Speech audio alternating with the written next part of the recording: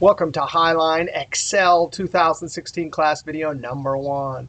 Hey, if you want to download this Excel workbook, Business 218 Week 1, and follow along, click on the link below the video. Hey, this is exciting. This is Highline's full Excel class, and we are using Professional 2016 version. This is our first video. We will cover Excel fundamentals. Here is a list of our topics for this video. But before we look at these topics, let's go over to the sheet 218 Prereq. Now, this is for a Highline class, Business 218, which is called Spreadsheet Construction. We will cover Excel 2016 Professional from beginning to end, and we will learn how to make calculations and perform data analysis. In essence, we will learn all about Excel 2016. Now, the prerequisite for this class is the Highline class Business 216, or you can watch the videos from this Highline class at this YouTube playlist. Now, you must have one of these versions, either Excel 2016 Standalone, Office 2016 Professional, or Office 365 Professional Plus, or they actually call it Pro Plus. Now, I have links here to each one of these. The standalone, that's if you want to buy just the single Excel. Office Professional, that has the full suite. Or you can get Office 365 Professional Plus or Pro Plus. And the 365 just means that this version will be updated regularly. And since Office 2016 came out in September 2016, they've already added some cool new functions and features. So if you want the best version, get the 365 version. Now, when you get that version, you're going to have to be sure, and I'll remind you this later when we get to the topics on Power Pivot and Data Model. But you want to make sure and go to File, Options. Down here in Add-ins, you want to select COM Add-in Go, and be sure and select Power Pivot for Excel. Once you do that, then you'll have this ribbon tab that we'll get to talk about later. One other amazing new thing in Excel 2016 on the Data ribbon tab, there it is, Get and Transform. In earlier versions, we had to download and install something called Power Query. This, Get and Transform, is Power Query, and we'll get to learn about that amazing new 2016 feature. Now, let's go over and look at our topics. This video, video number 1, we're going to go over how we're going to do things in this class, what types of things we're going to do in this class, and then we're going to talk about data, data sets, formatting, including the ever-important number formatting. Now, let's go over to the sheet E and E, because the goal of this class is to develop effective and efficient solutions in Excel for making calculations and performing data analysis. Now, in order to understand what this is, we're going to define effective and efficient. So effective just means, hey, accomplish the stated goal. Efficient means accomplish the goal with the minimum number of resources and have the accomplished goal have the ability to adapt to future changes. So every solution we make in Excel, we will learn how to do it efficiently and effectively. Now, effectively is pretty much, did we get the right answer, right? So if our goal is to count the number of Fords from over here, well, that is not an effective solution because I can count, looks like there's 2 Fords. And if I put this formula in edit mode, it was a simple mistake, right? We didn't highlight the whole column, but that is not an effective solution. The effective solution, of course, is highlight the full column. Another example of effective, if our goal is to calculate the deduction at a 7.65 tax rate, notice this formula, round gross times tax rate, rounding to the penny, and this one both give us the correct answer. So this is effective. But that right there has 2 decimals hidden. That is not an effective solution. When I look here, I should be able to visually see exactly what the tax rate is. This is a simple fix. I can simply come up to the Home ribbon tab and increase the decimal. But that is an example. Not effective based on number formatting, not effective based on building an incorrect formula. Now let's scroll down and talk about efficient. Remember, efficient is accomplish the goal with a minimum number of resources and have the accomplished goal have the ability to adapt to future changes. Example 1, if our goal is to count the number of cars that each sales rep sold, well, if I'm looking over here at Joe, so Joe sold a Ford, and a Toyota. So over here, all three, 1, 2, 3 solutions show the effective answer, the correct answer. Joe sold 2 Fords, 0 Hondas, and 1 Toyota. But this is not efficient. Typing criteria into a formula. This actually violates Excel's golden rule, which says anytime a formula input can change, you put it into a cell and refer to it with a cell reference. But look at this. This person had to type all of this in.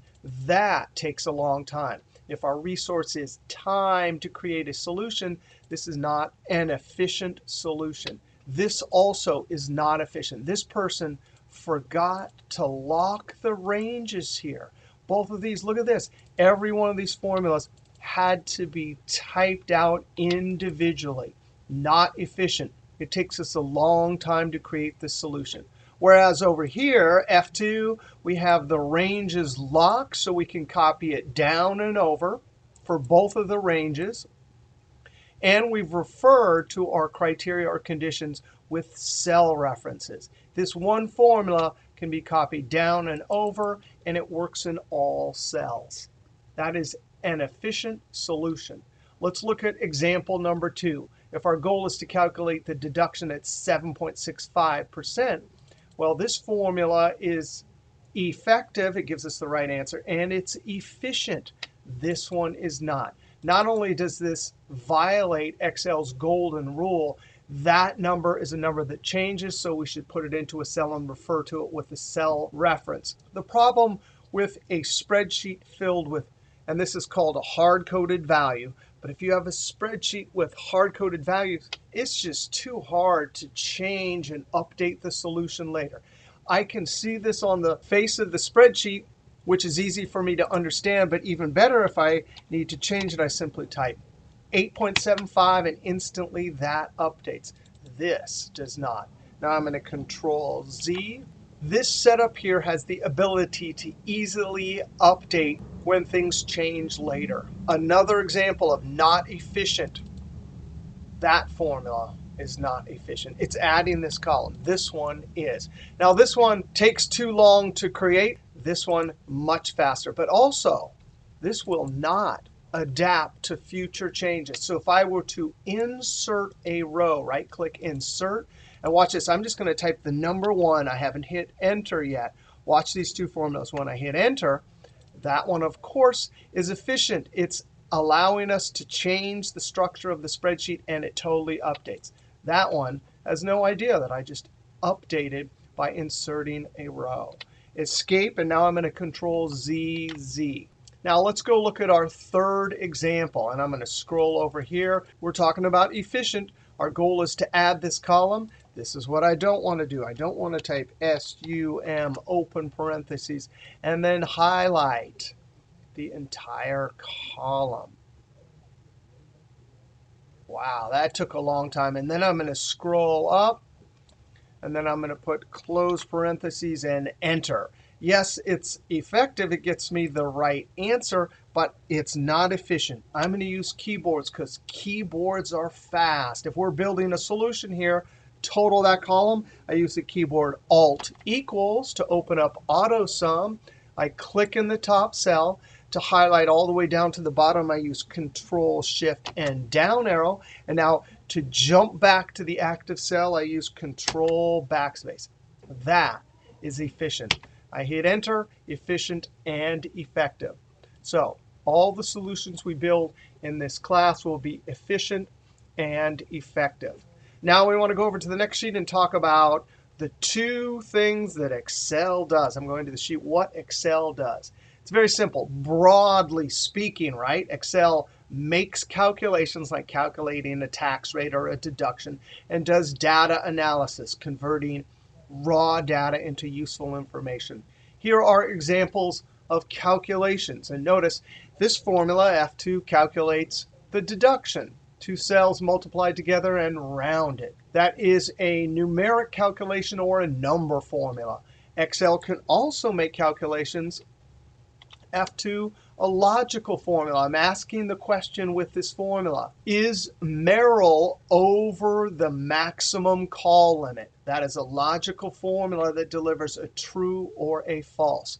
If I change this to 12, that logical formula only has two possible answers. Control Z. Down here, we have a formula that's joining first and last name. So when I hit F2, that is an example of a text calculation or a text formula. We're joining one cell, a space, and another cell using the join operator, the ampersand. Those are examples of calculations. Examples of data analysis, and the definition of data analysis is very simple. Convert raw data into useful information for decision makers. We will have a proper data set with records in rows and field names at the top, and either with a pivot table or with formulas, we can go from all of the raw data into some useful information that will help us, in this case, determine the amount that each sales rep sold for each product. Raw data into useful information for decision makers. Those are the two things that Excel does, and we will spend the whole quarter making calculations and performing data analysis in an effective and efficient way. Now let's go over to the sheet structure. Just to remind you, in Excel there are columns and rows. Columns are letters, rows are numbers. The intersection is a cell. In this case, it's B8. All of the cells make up the worksheet or simply sheet.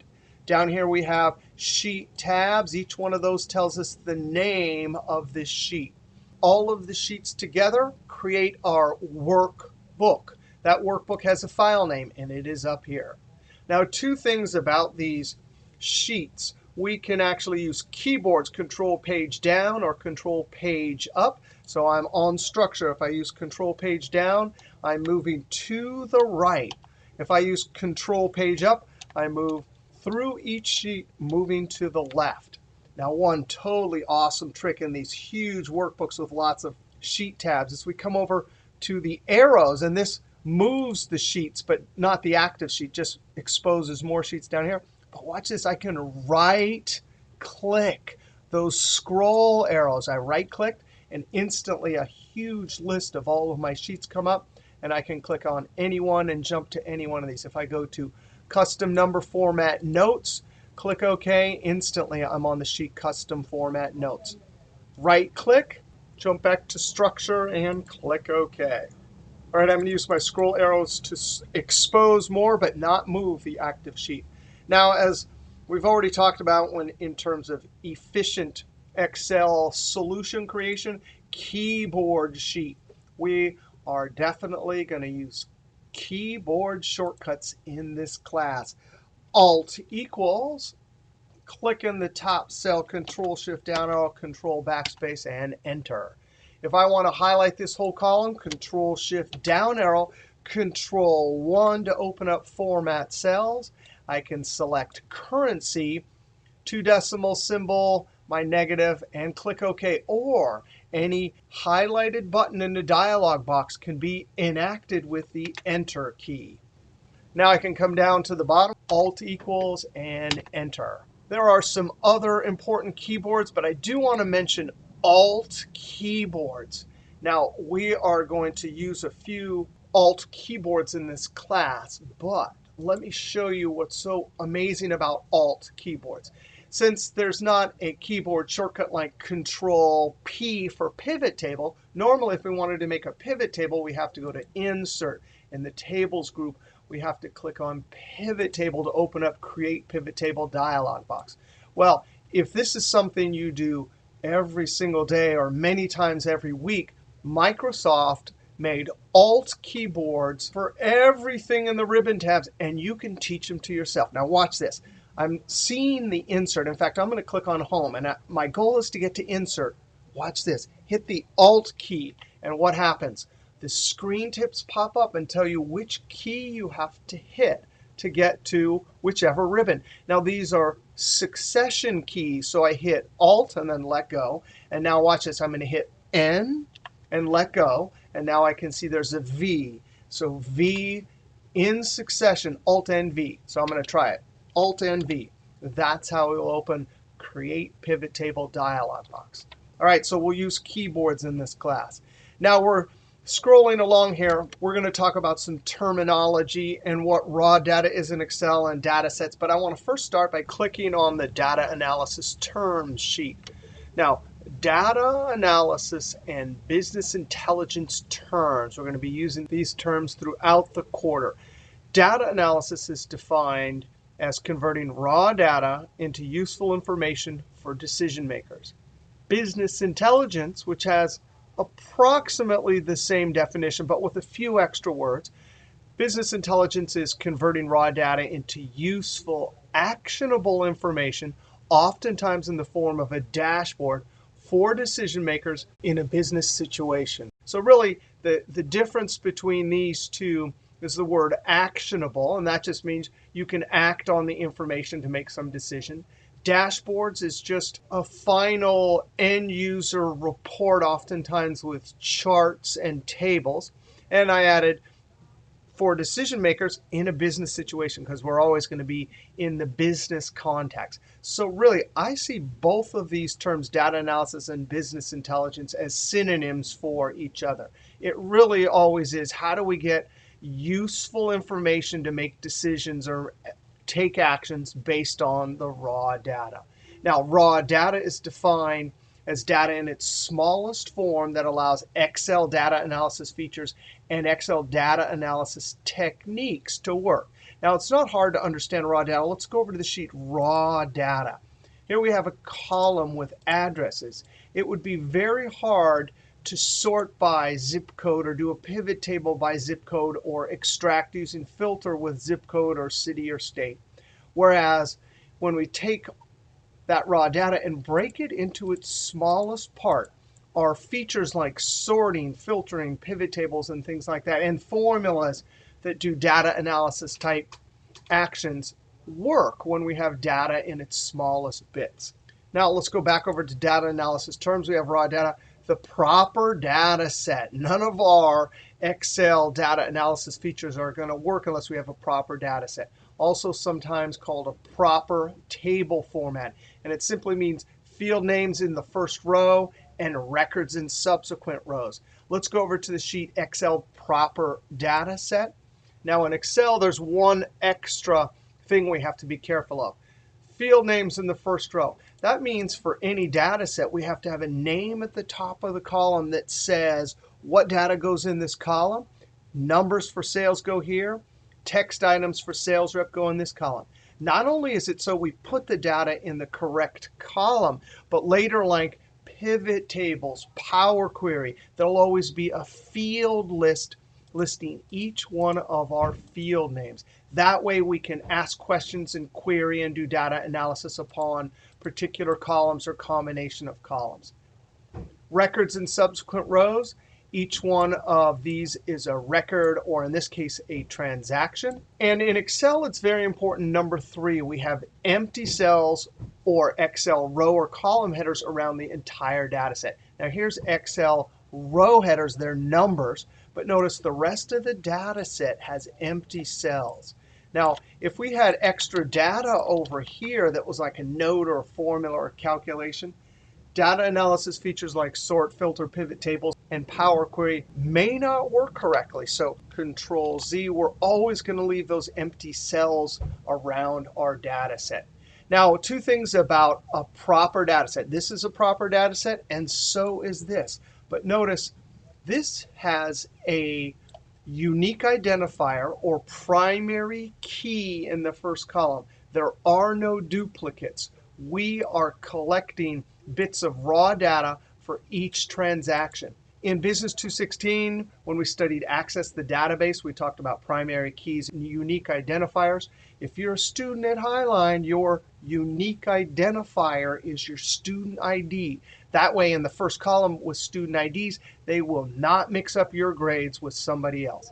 So definitely, this is a proper data set. But look at this. This is also a proper data set. There is no unique identifier in the first column. There are definitely duplicates in the first column. Hey, for us in Excel, either type of proper data set, whether it has a unique identifier or not, will work. Now, in some cases, as we'll see later, when we're building relationships between tables, then it's going to become important that the lookup table has a unique identifier or primary key or no duplicates in the first column. All right, now let's go back over to data analysis term, raw data, proper data set. Well, that's the ingredient for us before we do our data analysis. But guess what? When we get the raw data sitting in our proper data set, sometimes we need to clean the raw data or transform the data sets. Now, cleaning the raw data means fix unusable raw data so that it can be used to perform data analysis. Examples: removing unwanted characters like extra spaces, add needed characters, split data apart, join data together, or other cleaning goals. So oftentimes we're going to have to clean our raw data in. As we mentioned at the beginning of the video, get and transform, also known as Power Query, is just brilliant for doing this. Also, transforming data sets. That means fix unusable data sets so that it can be used to perform data analysis. Examples: sometimes we need to filter out some of the data, combine multiple tables, merge, append, or unpivot data sets. We might have to add, remove, or filter columns in data sets. And there's other transformational goals we'll have also. So anytime we're talking about data analysis and business intelligence, we usually import the data, clean it, transform it. Then we have our raw data sitting in the proper data set. And actually, I put import data down here. This is usually, at least in Power Query, the get and transform feature we're going to use. We actually will connect to external data sources to import it. Then Power Query will allow us to clean it, transform it, before it imports it into Excel. But importing data is very simple. We import data from external sources, and it can be a single table or multiple tables or sources, into either Excel or Power Pivot's data model, or also we'll see an example of Power BI Desktop, another data analysis business intelligence tool. All of this, there's all of our terms. That's what we're going to do for much of the quarter.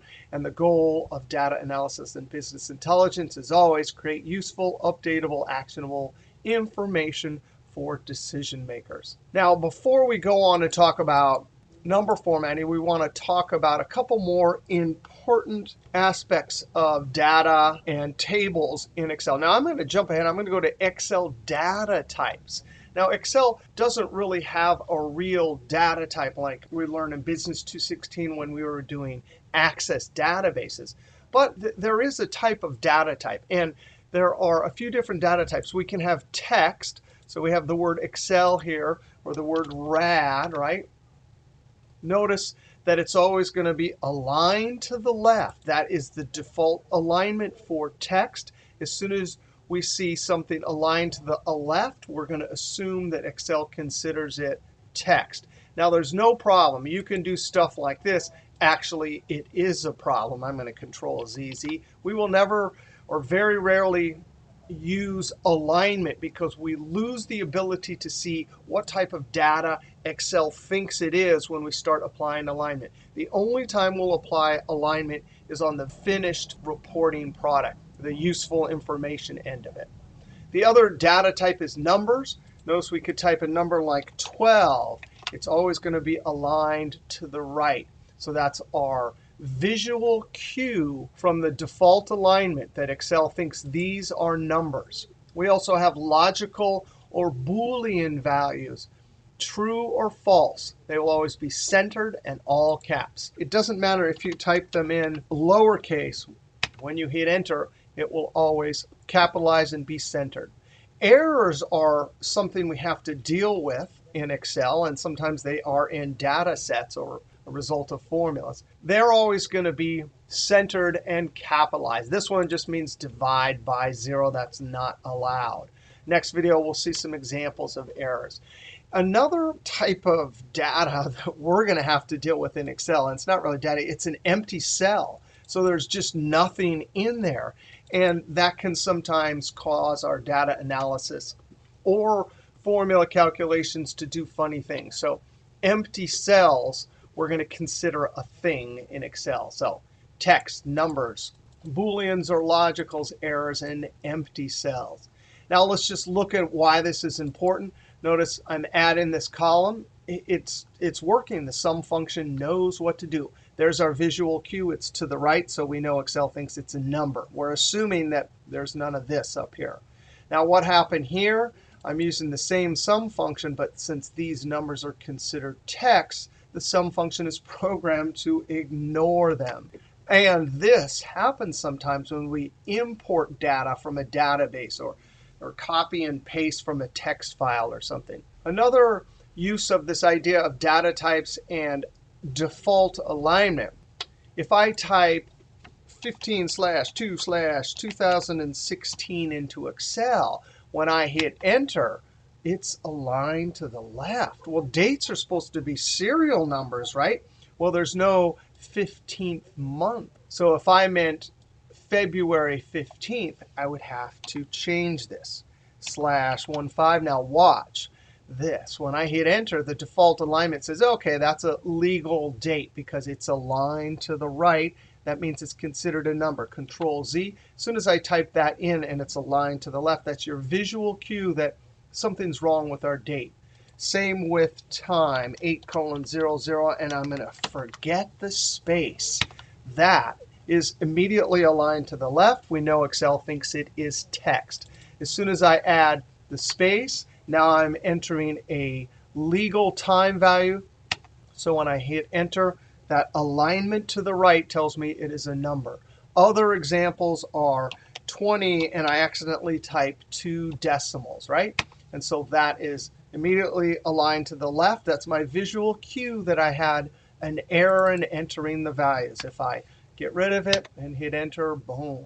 Now, next we want to look at a common mistake. Here is some data and some formulas. And what they've done is they've used the alignment over here. And as soon as they do this, and again, centered is one of the more common alignment mistakes that I see. But as soon as you do that, you lose your visual cue for tracking down errors. I'm going to Control-Z. So what's happening here is that sum function is trying to add this, but there's some numbers over here that are considered text. Similarly, there's another number, Control-Y, which is undo the undo.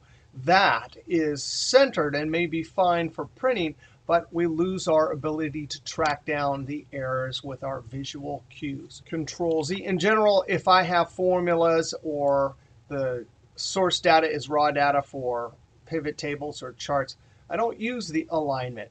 Now, it's certainly all right for the final product. Here's an example of some stocks and some statistics over here. And when you highlight this, you can see clearly we've used center. But this is something we're going to print out. It's easier to read this way. We're not going to use these numbers as any inputs for formulas, so that is fine. All right, so alignment is very important. Even though we don't have a proper data type like we do in a database like Access, here are the different types of data. And by the way, one last final note. If you remember back to our study of databases and Access, when we had a column, we were not allowed to have text and numbers in the same column. We had to define the whole column or field as a particular data type. Now, when we get to Power Query, Get and Transform, and Power Pivot, we do have the ability, some of the new features, to define a data type for a column. Now, we want to go over to the sheet Excel Table and talk about the amazing Excel Table feature. Now, we have a proper data set. And what we'd like is I'd like to have a formula here, just the sum function, adding all of these numbers up. But if I add any new records, I want the formula to update and include a total of any new records that I add or delete. The way we can do that in Excel is by converting this proper data set into an Excel table. Now, you click in a single cell in the table, and to get to the Excel table feature, you go Insert Tables, and right there. Now, we're not going to use the ribbon method. We're going to use that keyboard listed right there. And you can see it says Control-T. So you ready? Control T. Now, it's highlighted the correct fields and records because I have empty cells all the way around. Now the OK button is highlighted, so I simply hit Enter. Now I have a bunch of new aspects to this table. Now, before we look at them, I want to immediately notice that we're in the Table Tools Design ribbon tab that popped up when I converted this to a table. We always want to go over in Properties and name the table. Now, since I make tables all the time, as soon as I do Control T, Enter, I use the keyboard to name, which will jump my cursor up here. It's Alt JTA. And there you can see it's highlighted. I'm going to call this Product Sales. So PROD Sales and Enter to register that name. Now, a number of things happen. We get formatting. We get drop downs that have sorting and filtering. But the most amazing thing is that if we have a formula or a chart or a pivot table or Power Query or any of the other features that point to this, the ranges will update when we add new records. So let's go ahead and try this. Alt equals. Now watch what happens. Remember, we named the table, and this column is called Sales right here. So watch this. I'm going to click and drag. And as soon as I do that, it puts in what's called the table formula nomenclature. It's also called a structured reference. There's the name of the table, and the field name will always be in square brackets. If you remember back to Access, we had square brackets for our field names in Access database. Now when I hit Enter, let's just come down here. Now there's two ways you can add new records. One way is to simply click in the cell directly below the table. And I'm going to type 1/5/2015. And when I hit Tab, you could see the table automatically expanded to include that. The sale was 300. Now before I hit Tab, look up here. Now when I hit Tab, instantly it updates. It is now looking at that new number in this new record. This was a quad, and notice when I type a Q, it's got an autocomplete. Now the other way to add records is, notice I'm in the last cell in the last record of the table. When I hit Tab, instantly it creates a new record. 1/6/2015 tab. 100 tab and try.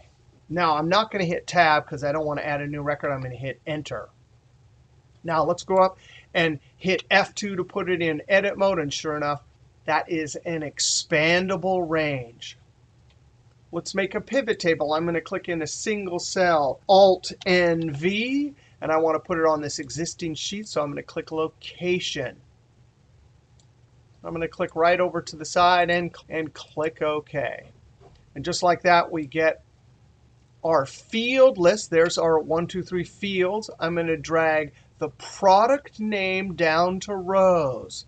And in a pivot table, when you do that instantly from the products column, it shows a unique list, one of each item. Now I drag sales down to values, and instantly, because it's a number I'm dropping down here, it will default to the sum calculation. Now I don't like row labels, so I immediately go up to Design, Report Layout, and Show in Tabular or Outline. I'm going to choose Tabular. Now I see the field name. I'm going to leave it that way without any number formatting, but here is another object pointing to this table. Now you ready? I'm going to click below the last record, type 1/7/2015 tab 500. Now watch what happens when I hit Tab. We already know the formula update, but this won't update yet. But let's do it. Tab, and then this was for Carlota, so I type a C. Autocomplete looks above and fills in Carlota, and now I hit Enter. Now, the sum function updated. But for pivot tables and later for Power Query and Power Pivot, we will have to refresh. I'm going to come over and right-click. And because I'm inside the pivot table, I see Refresh. When I click Refresh, instantly it updates. So Excel table feature, we will be using it a lot. Now I'm going to use my scroll arrows, and we're going to scroll over. And now we're going to talk about number formatting. We're going to click on the sheet, Number Formatting. Now we want to look at a couple examples and then talk about what number formatting really is. Here we have some sales numbers. And up in the home ribbon, in the number group, there's a drop down that's pretty convenient. We can select, in this case, either currency or accounting. I'm going to select currency. But notice down here, there's a bunch of decimals, and some numbers don't have any decimals. So as soon as I click currency, what happened? Where did those dollar signs come from? Where did that decimal and 00 come from? Well, let's click in this cell, and on the surface of the spreadsheet, I see how many characters? 1, 2, 3, 4, 5, 6. But look up into the formula bar. What is really in the cell is simply two characters, a 5 and a 0. So there can be a disconnect between the surface of the cells and what we see and the number that lies in the cell underneath the number formatting. Now look down here. I'm going to click on this. It looks like there's 1, 2, 3, 4, 5, 6 characters in the cell. But look it up here.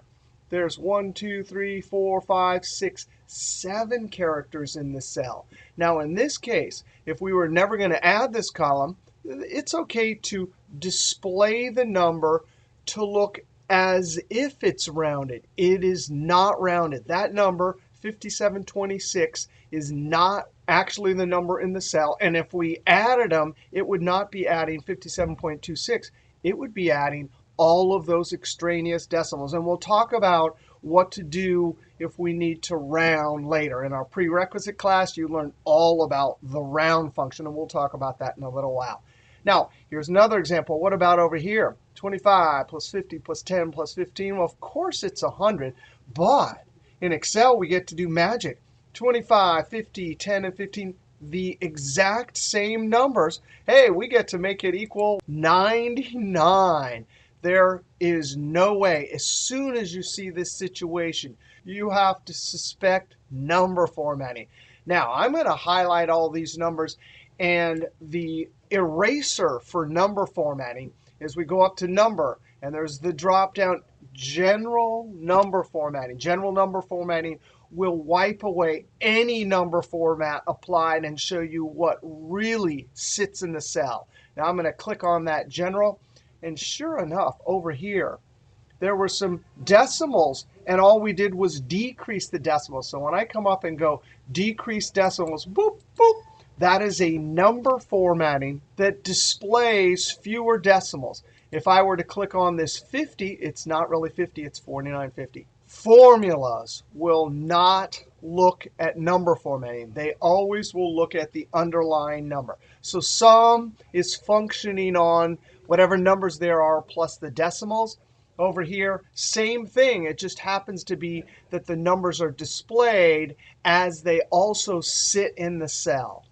So our conclusions about number formatting. Number formatting can display numbers on the surface of the cells that can be different than the underlying numbers that sit in the cell. Right here, we're displaying the numbers exactly as they sit in the cell. Over here, we're displaying the number differently than it sits in the cell. Our second conclusion for number formatting, formulas make their calculations on the actual numbers in the cells, not the numbers that are displayed on the surface of the cell. So that sum function is looking underneath that number formatting and adding all of the numbers, including all the decimals.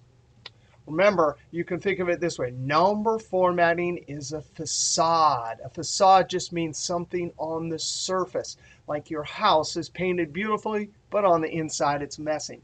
At Halloween, you might be super sweet, wonderful person inside, but you might have a Halloween witch or zombie mask on the surface, which is different than the inside. Remember, what you see is not always what is in the cell. Another important example of number formatting, and we're going to learn the keyboard for today's date. If you're ever entering transactional data and you're entering stuff for today's date, it's Control semicolon. So Control semicolon, and boom, it puts 4/5/2016 right in the cell. Now, actually, watch this. I'm going to click Escape because notice the number formatting is general before I do anything. In fact, general is the default for all cells when you open up an Excel workbook, unless they've been altered, of course. All right, so you ready? Control semicolon. As soon as and I'm going to use Control Enter because I want to put that thing in the cell and keep the cell selected. So ready? Control Enter. Wow, look at that. So when I enter today's date, whether using a keyboard or typing it out, it'll always apply the date number formatting. Now I'm going to come down here, Control semicolon, Control Enter, and now instead of going up and applying General to see really what is in the cell like this, I'm going to use the keyboard. It's Control Shift, either tilde or grave accent. This key is to the left of the standard number 1 key. So you ready? Control Shift, grave accent, tilde. What? 42,465 sits under April 5th, 2016? Yeah, and you all know this from your prerequisite class. That is the number of days since December 31st, 1899. And why is it? Well, it's so we can do date math. Now, before we do some examples of date math, if I have the number 1, 2, or 41,521, these are the actual dates if we were to apply date number formatting. Now, just a second ago, we did a date and then did General to erase it, but you could do the reverse to prove it. These numbers, if we apply date number formatting, and I'm going to use the short date, boom, there it is, Control Z. What this means is under every date is a number that we can do date math. Remember, if this is 8/26/2013 and this is 8/21, this date is further through history, which means the serial number underneath is bigger. So we're allowed to calculate the number of days an invoice is late equals the larger date minus the earlier date. And when I hit Enter, it tells me 5 days. Now, the reason, and I'm going to highlight Control Shift tilde to look at the underlying serial number date, the number of days since December 31st, 1899. Of course, bigger number minus smaller number, there's exactly 5 between the two. Now, Control Z, when you're doing invoices, of course, when I take 26 minus 21, the 21, which is the first date, is subtracted. That 21 is not included, and that is the way standard invoicing works. Now, if we have a different situation, project start date and project end date, if we want to figure out how many days total for the project, equals, and watch this, I'm going to use my arrow keys to get the cell references. And then I'm going to type subtraction and arrow, arrow to get that other cell reference. The rule is if your cell references are close in, instead of using your mouse to get them, you should use your arrow keys. Now, that won't give me the correct day because the 21st will not be included. So anytime you have the first day included, you have to add 1 back in. Control Enter, and so total days for the project is 6. Another great use, and look at this, I had this left in there. I didn't want to have it like that. If we have the loan issue date, 2/20/2016, and the loan is outstanding for 10 days, I can do date math. I can take the serial number date that sits underneath that date number formatting and just add a regular old number. And so now if I took the loan out on the 20th, I add 10 days, Control Enter. That is not number of days. That is called the maturity date. That is the date that I must pay back this loan.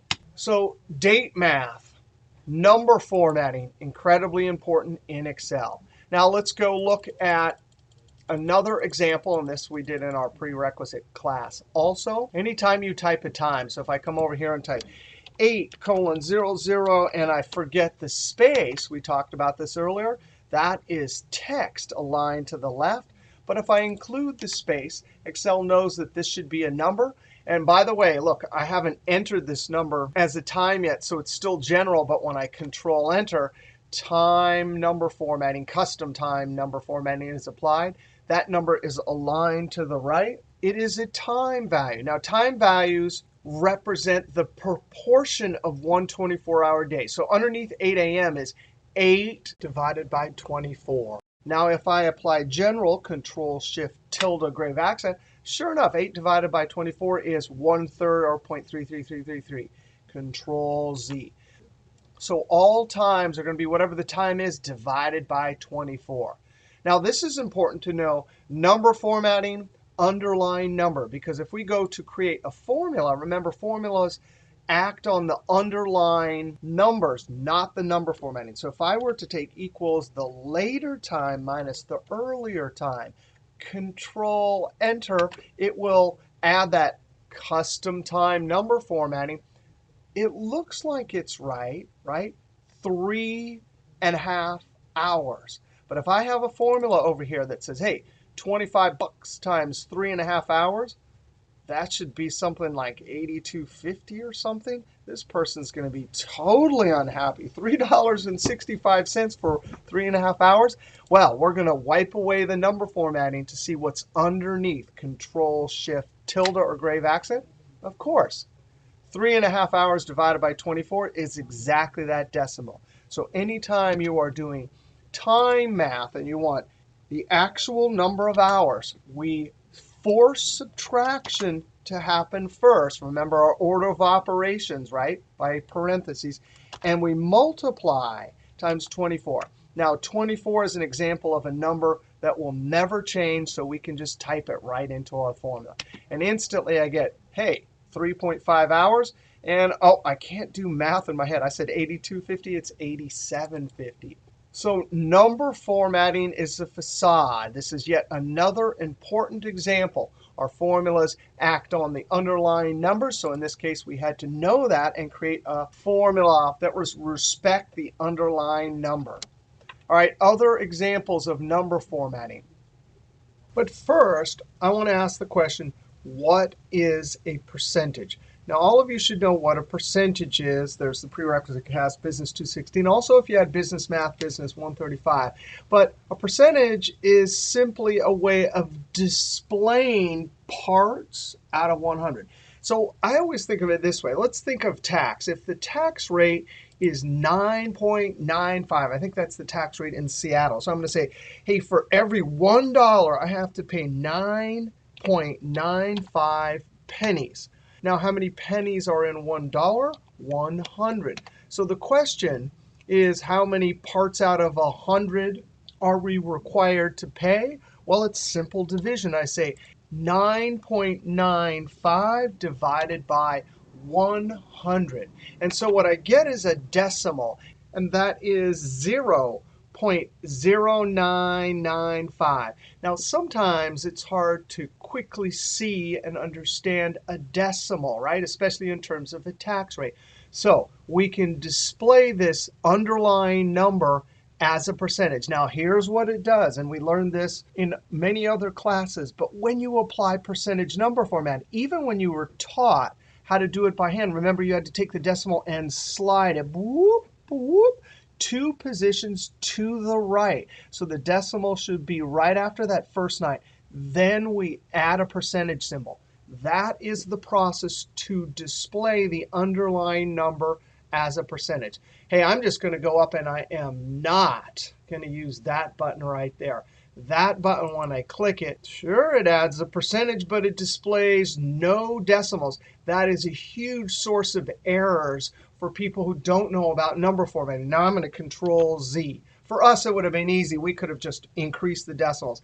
But since oftentimes we're dealing with 2 decimals for a percentage, the built-in and the number group drop-down is percentage. And it will always, if you click this, show percentages with 2 decimals. And sure enough, that number formatting displaying on the surface of the spreadsheet or the cells is displaying the decimal whoop, whoop, and added a percent symbol. Now, many times you will get a number like this. It is perfectly all right in all of your calculations for budgets and taxes and invoice and payroll to leave it like that. But if you want to apply percentage number formatting, no problem. We simply go up and use that if you want to, or we can Control-1 to open up Format Cells, and the percentage number formatting is one of the options here. And sure enough, we can change the decimals. I'm going to leave it as 2.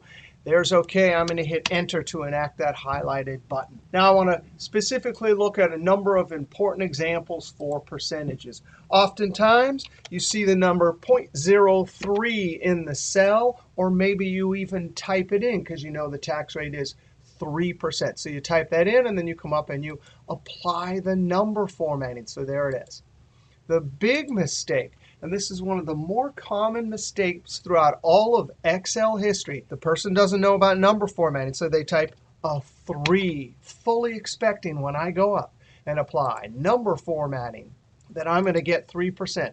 But no way. That number formatting obeyed you. Control Z. It took the decimal, which is after the 3, and went whoop, whoop, slid it 2 positions to the right, and added the number symbol. So we don't want to do that. If you're going to type the number in first, type 0.03. Now, there is a way to avoid that if you pre-format your cells. And I'm going to go up and apply. And notice we don't have a preview here, but it will always, from this drop-down, apply 2 decimals. Now watch this. If I can see it's pre-formatted. If I type a 3, boop, that percentage symbol pops up. It means that the cell has been pre-formatted. Now I'm typing what looks like an integer or a whole number 3, but when I enter that, underneath is 0.03, and it's properly displayed as 3%. So I pre-formatted. I'm totally allowed to type a 3. You're also allowed, and I can see the pre-formatting, to type 0.03. And when you hit Enter, that will work also. Now, in either case, when I typed a 3 or 0.03, because percentage number formatting was applied, if I Control-Shift grave accent tilde to look at what's under the number formatting, they both have 3 parts out of 100. Control-Z. A couple other things. You can format as you type. So if you want 4.5%, right now if I enter it, it is 4.5. Whole number 4.5 decimal. But if I type a percentage symbol, and you can look up here, I haven't hit Enter. So it was general number formatting, but I've typed a percentage symbol. So when I Control-Enter, I'm telling Excel to format this as a percentage as I type. I can see clearly this is a percentage. Underneath that number is 0.045. One other important aspect, and we already saw this. This is one of the most common errors in Excel. Somebody has a proper decimal for a tax rate or budget or whatever it might be, and they come up and they use this button here. Boom. If they don't know about number formatting as a facade, they're totally tricked. They think it converted their number to 3%. Of course, if I look at 100 times 3%, I should get $3. But that formula is not going to look at that number formatting. Totally going to look underneath at that 0.025. I could clearly fix that by simply clicking the increase decimal. That's how we want to leave it. Remember, as we talked about earlier in the video, effective and efficient solutions. We do not leave something that will confuse the user of the spreadsheet. If it's 2.5, we want to leave it 2.5. Hey, we talked a lot about number formatting. Most of this is review, but guess what? We're going to talk about something new that has to do with number formatting. We're going to click on the sheet CNF, and CNF stands for Custom Number Formatting. That just means instead of using one of the built-in categories for number formatting, either from this drop-down or Control-1 on the Number tab from this list of categories, we can create our own custom number formatting as long as we type the code in. Now, I have a whole sheet with notes over here with all the code. But at this juncture in the class, we're just going to look at date, time, decimals, and percentage number formatting. And we're going to start with the easiest number formatting to learn, which is the number formatting for dates. Now, when we get to typing out our code, it's easy. M means month, D is day, and Y is year. Now, let's just go learn a good trick to teach ourselves about custom number formatting. There's already a date number formatting applied on this cell. If I Control-1, I can see on the Number tab, Date, I've selected this top one. And by the way, there's a bunch of subcategories here. You can pick whichever one you'd like. And notice up at the top, there's a preview. But we're going to select this one. And if we want to know what the custom number formatting is for whatever built-in category, we just simply go down to Custom. And in the Type text box, there it is. It's simple. M/D/YYY. Now I'm going to click Escape, and we're going to click on the cell below, and now we're going to try this for ourselves. Control-1. We come over to Number, down to Custom, and in the Type text box, we simply highlight and watch this. This is always going to give us a sample or a preview. I'm going to delete this. And sure enough, if there's no custom number formatting, it shows us the underlying serial number. Now let's have a little fun. Let's type M. Wow. Even though the serial number is in the cell, if I type a single M, it'll just show me the number for the month. Type another M and a third M. Wow, it shows us the 3-letter abbreviation for month. I type a fourth M, and no way, it'll display the entire month name. Now let's backspace. If I type a D, just the day. Now, 2 Ds shows us a leading 0, and that will work for month also. 3 Ds gives us the abbreviation, and 4 Ds gives us the full day name. Let's backspace. If I type just a Y, it shows me 2-digit abbreviation for year. If I type 3, it gives me the full year, or 4. Now, what I want to do is simply in this cell right here, display just the day. So I'm going to type DDDD. That is our first custom number formatting. We are displaying a serial number to show just Thursday. So when I click OK, it displays on the surface of the spreadsheet Thursday. Underneath, yes, there is a date, and under that, there is the serial number. Why would you ever want to do that? Maybe you're making a schedule or a calendar, and you want to display the day name. Also, later in the class, we'll see that it's important sometimes to figure out how many events happen on a particular day, and custom number formatting will help us figure that out from a serial number, what day it is. Now let's try a different one. Click in the cell below, Control-1, come down to Custom.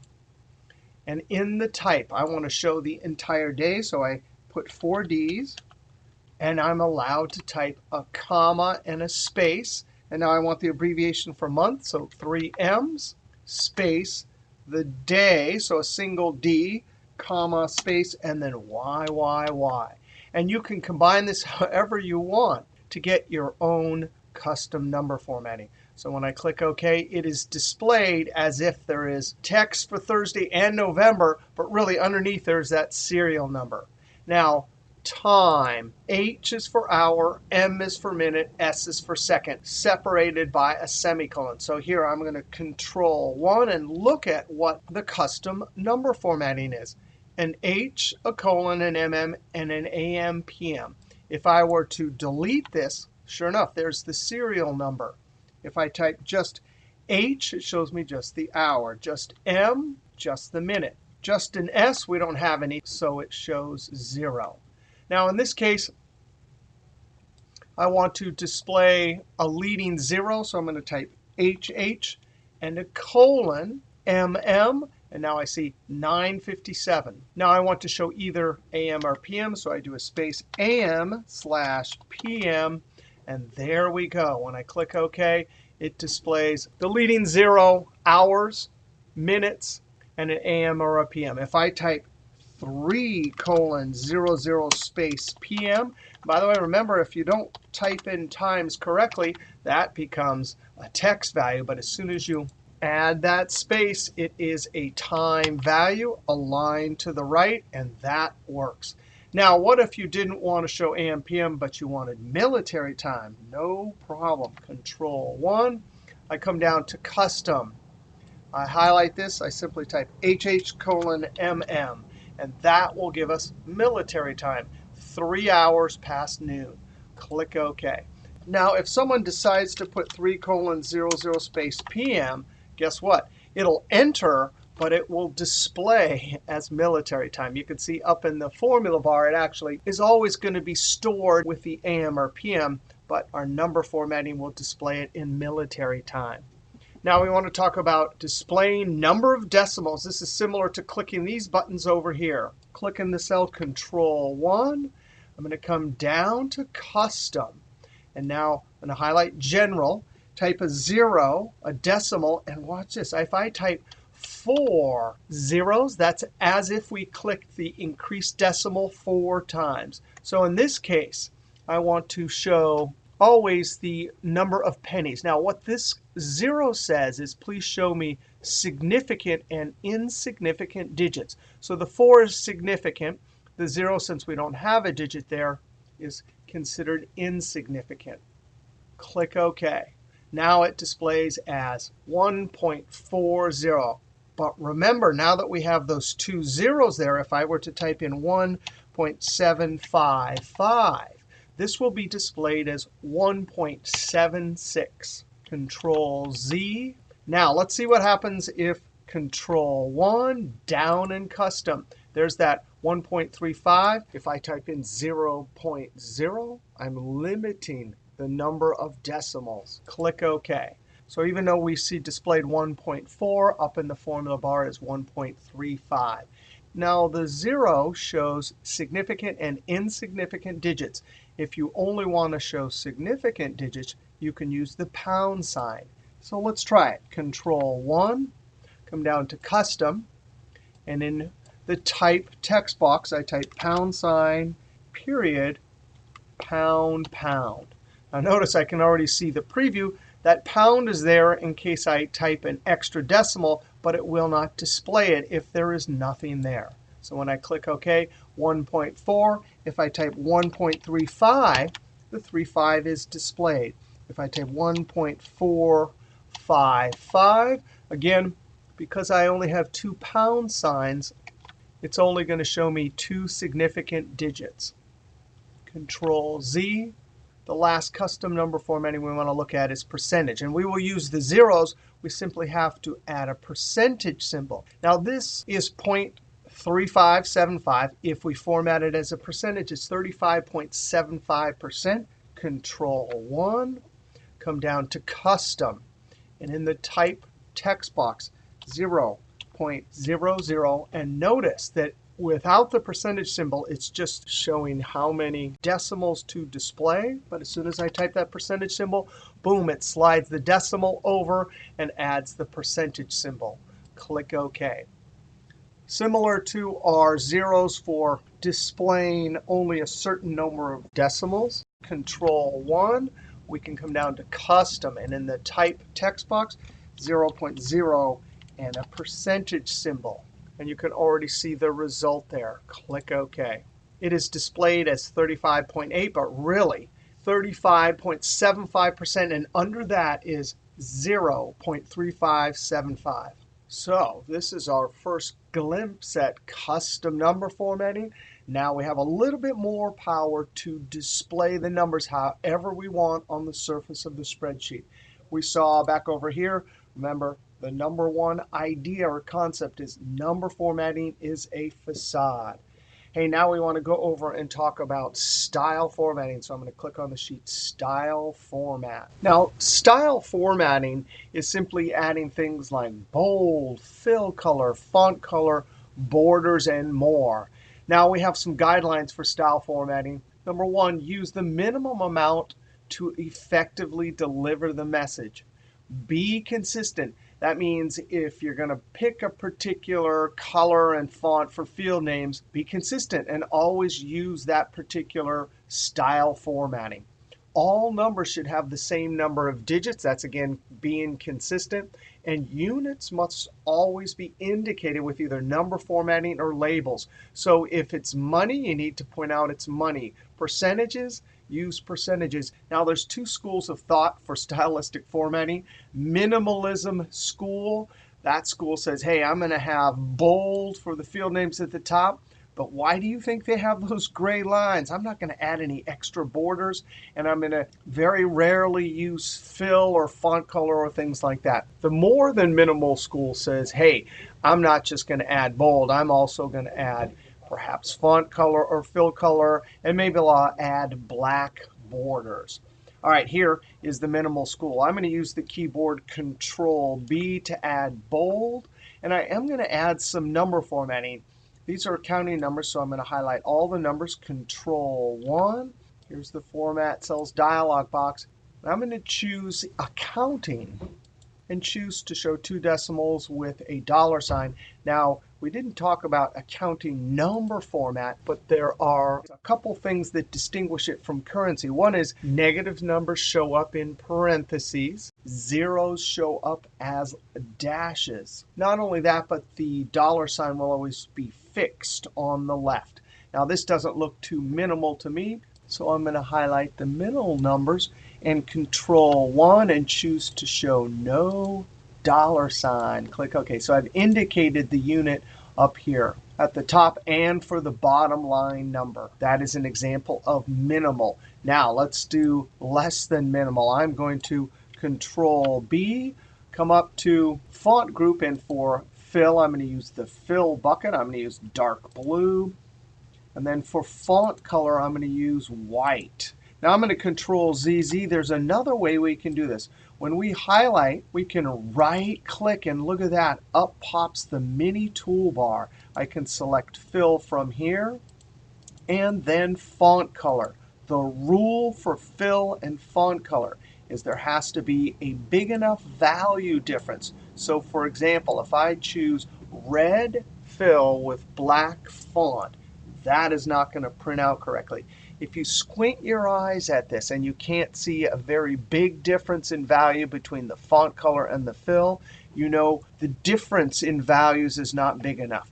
I'm going to go back to my dark blue and font white. Now I'm going to highlight the whole table using the keyboard Control asterisk. And I'm going to use the asterisk on the number pad. If you're using the normal number pad, you have to do Control Shift 8.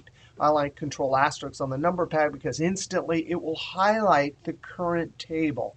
Now, I'm going to do Control 1 to get to Format Cells. And really, Format Cells dialog box has everything. It has number formatting. It has alignment. It has font, all sorts of things, borders, fill.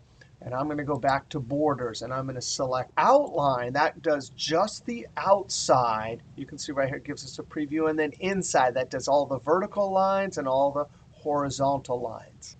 Click OK. Now I'm going to add some other types of borders. In accounting, oftentimes we have a line, a dark line right there saying, I just did a calculation on the numbers above, because this is a formula adding the total expenses. So I'm going to highlight just the total expense line, Control 1, and on the Borders tab, I'm going to select the border. Then I'm going to select the color. In this case, I'm keeping it automatic. And then I'm going to come over here and notice I want the line on the top, so I'm going to click the very top. Similarly, you could have used that button right there. Click OK. Well, that didn't change. Oh, I have to click off to the side. So there, that dark line in accounting means I just did a calculation on the numbers above.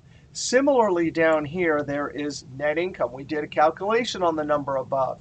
Notice that line doesn't mean adding, because it could be adding in this case, but certainly it could be subtracting, or in cost accounting, there's all sorts of different calculations you can do. I need that dark line at the top, and then I need a double line at the bottom. That double line means this is the bottom line. This is the number I was trying to calculate. Control 1. And now I have two different lines. I'm going to select the line, select the color, and then draw it. I can either click that button or click right on the top. Now I need to go back and get my next border, border, color, and then draw. In this case, I could click that button, or I always like to click and draw it myself. Click OK. Off to the side, and there we go.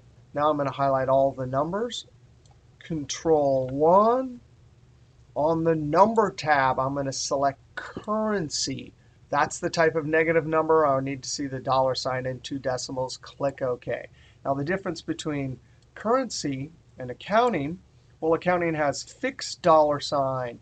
Zeros are dashes, minuses are parentheses. For currency, we have the choice of how to display our minus. Zeros show up as zeros, and that's called a floating dollar sign. Notice it floats with how wide the number is. Now I'm going to do the same trick on the inside numbers. I don't want it as cluttered. Control 1, and the symbol I'm going to say none. Click OK. Now there's all sorts of different types of style formatting. This is just two examples, a minimal and a less than minimal. Now, I actually had some notes up here. It says minimalism school says and more than minimalism school says. I actually have notes. This is video number 1, and so for every single video there will be notes. And right next to the Excel file that you download, you can download these notes, and they're pretty detailed notes. This is the table of content at the top. If I click on this style formatting, it will jump to that section, and there are the full notes. And so these notes have a lot more detail than the notes you see in the spreadsheet. So be sure and download these, and they correspond pretty exactly to what you see in the videos. All right, we have one last stylistic example. Here's a data set. And right off the bat, we have field names at the top. But notice the column widths aren't wide enough. So I'm going to highlight with my downward pointing black arrow the G and click and drag all the way to I. And I'm going to see what happens if I double click to best fit. Now, sometimes that'll work. Sometimes that won't work. And why didn't it work for this G column? Because best fit will always best fit to the biggest thing in the column. So in this case, I probably want to manually click and drag this. Now, if we want to wrap text, that means have employee and the name on the next line, sales, and amount on the next line. We could actually come up and use the automatic button, wrap text. That's a type of an alignment. Now notice it didn't do anything. It won't do anything until I change the column width. Now, once I do that, I have to come over and double click between 14 and 15.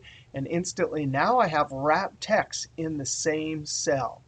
Now, if you would like more control than the wrap text button, meaning perhaps I want product and name on the next line, we can manually set line break or wrap text. I'm going to put my cursor double click right before the P, backspace, and the keyboard to do a manual line break or wrap text is Alt-Enter. Now, when you Alt-Enter, you still have to have wrap text to get it to wrap. If I didn't have this turned on, you could see that wouldn't work. So I'm going to wrap text, and instantly that will work. But the break will always happen after the word boomerang.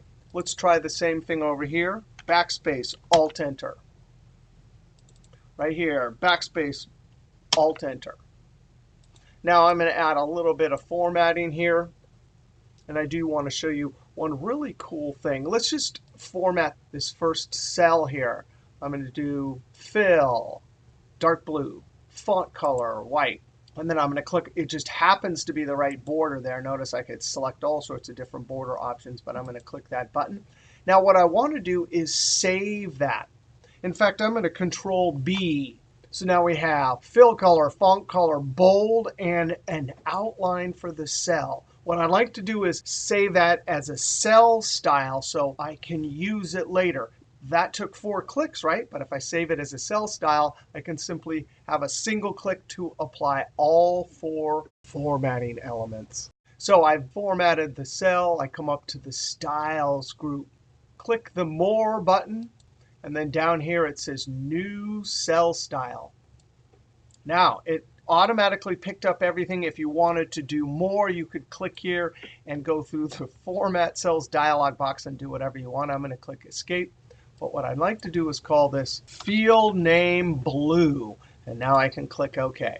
Now, I'm going to highlight both cells, come up to the drop-down, and notice I have a bunch of them here because it's picking up other times I've done this. But there's the new one that I've selected. That is pretty convenient. And instantly it is applied.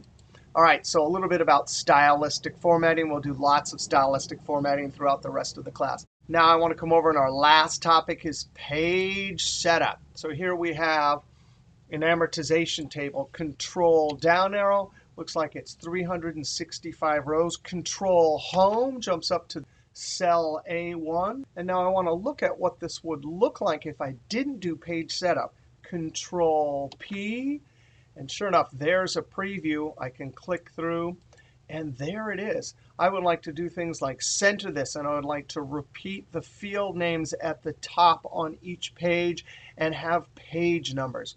There are some options here. I'm going to click Escape, but I'm going to come up and go to Page Layout. page setup group, and there's some options here too. There's the dialog launcher. If I click that, it gets me to page setup, but I want to learn the keyboard. Alt PSP. Now, how do you determine portrait and landscape? Well, this is much taller than it is wide, so I'm going to select portrait. You could adjust. Now, for us, we're going to print this on many pages, so I'm not going to use this adjust. But if you had one page and you wanted to blow it up or shrink it down, you could do adjust to. What we want to do is say, hey, fit to. Now, I always want it to fit to one page wide. You can already see there's a dashed line down here. That means it will not fit onto one page. So I definitely want to say one page wide. But I don't know how many pages tall. So the trick is highlight what's ever there and delete it. By deleting it, it will automatically print out as many as there are. If I were to add more rows or delete more rows, it would always know to print out the right number of pages. So one page wide by however many pages tall. Now this was the Page tab. Now let's go over to the Margins tab. We definitely can set top, bottom, left, and right, and even where the headers are. We don't need to do that here, so I'm simply going to check horizontal, and that will automatically center it on the page. Now I want to go over to header and footer. Let's start with the header. There's the preview. There is nothing. There's the drop down for built-in headers. And there's the custom button for custom header. Now we have 3 sections. We're not going to put anything here, so I'm going to click Escape. But for the header, preview, built-in, fully customizable. For the footer, I don't see a preview. Here's the drop-down. I am going to select page 1 of question mark. And page 1 of question mark simply means it'll print out if there's 5 pages, 1 of 5, 2 of 5, etc. If later you have 10 pages, it will say 1 of 10, 2 of 10. And we can see down here in the preview, it's got our built-in footer. Now I want to customize this further, so I'm going to come up to Customize Footer. There's the code for that number of pages. Now we start on the left. If you want to show the date, that's the code to automatically print out today's date. If I do a space, dash, and space, notice I can mix type and stuff with the code from these buttons here. Now, I'm going to click on this button, boop, and it puts in the code for time. So it'll always print out the time that I print this workbook. Now I'm going to come over to the right section. I could put the full file path. I could put the workbook name. I could put the sheet name. Now I'm going to put the sheet name here. Now what's nice about this is it's dynamic. It's linked. If I change this later, this will update. That is a great button if you have, for example, a budget with January, February, March. You do the page setup on the first page, and every time you copy the sheet over, it will automatically pick up whatever sheet name there is. All right, I'm going to click OK. Header and footer, preview, built-in, customize. Now let's go over to the Sheet tab. Print area. This is great if you wanted to exclude some part of the sheet. So for example, if I only wanted to print out this part, everything else would be excluded. Now that is especially useful when you have calculations or notes off to the side which are not part of your final report. Now we don't have a print area. We're going to print everything, so I'm going to delete it. What we want to use is rows to repeat at top. Watch this. I'm going to click right on row header 4. It'll automatically print out those field names at the top of each sheet. You could also do columns if you had a table that was really wide and you wanted to repeat names or company names or categories. You could highlight a particular column. There are some other settings here that you can read through. You can also determine which way if you have many tables to print. That's it for us. All we want is rows to repeat at top. I'm going to click OK. And now when I Control P, look at that. It is centered. I have my footer. When I click Next Page, look at that. It repeats just that row 4. That is quite spectacular. There's our page numbers. All right, I'm going to click Escape. I'm not going to print. Let's just come down here. I'm going to double click and call this amortization table and enter. Now when I Control P, boom, that is totally dynamic and updates. Escape. All right, so that was a pretty epic first video. We talked about page setup. We talked about style formatting. We talked about number formatting as Façade. We talked about Excel data types.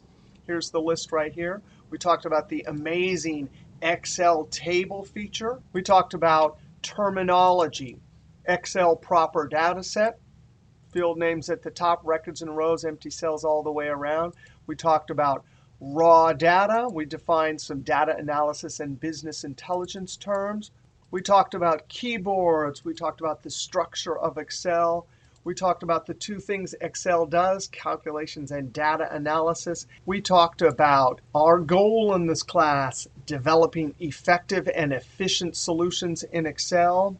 And we started off the class talking about the version of Excel we're using. This is Professional 2016. All right, last thing. Let's come down to the scroll arrows and right-click to open up the dialog box to navigate through all of our sheets. And we want to scroll down, and I want you to click on the homework sheet and click OK. So at the end of each workbook, there will be homework problems for you to do. You click on the blue one, read the yellow cells, complete the problem. The red ones have the answers, but don't you dare look at them until you've completed. So in this chapter, there's 6 homework problems.